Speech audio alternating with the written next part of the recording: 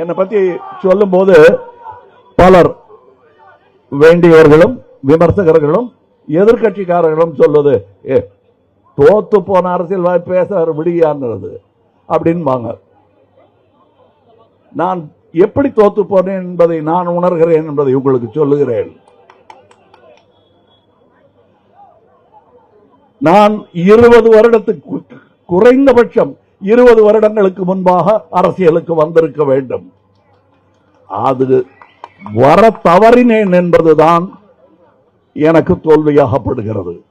அப்படி வந்திருந்தால் இன்று நான் நின்று பேசிக் கொண்டிருக்கும் வார்த்தைகளும் இடமும் வேறாக இருக்கும்.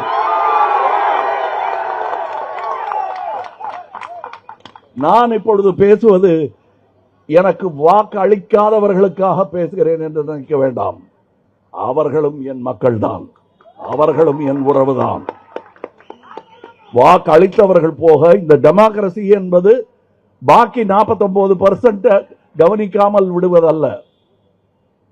அவர்களும் இருக்கிறார்கள் என்பதை நினைவில் கொள்ள வேண்டும். அதுதான் டெமோக்ரசி. சோ உங்களுக்கு அவங்களுக்கு இருக்கிறது 2% வித்தியாசம் தான். தம்பி என்னங்க தாடியெல்லாம் வச்சு போற பார்த்து தம்பிங்கிறீங்க. காலம் அவர்களை தம்பியாக்கிவிடும். யாரை அண்ணலாக்க வேண்டுமோ அவரை அண்ணலாக்கும்.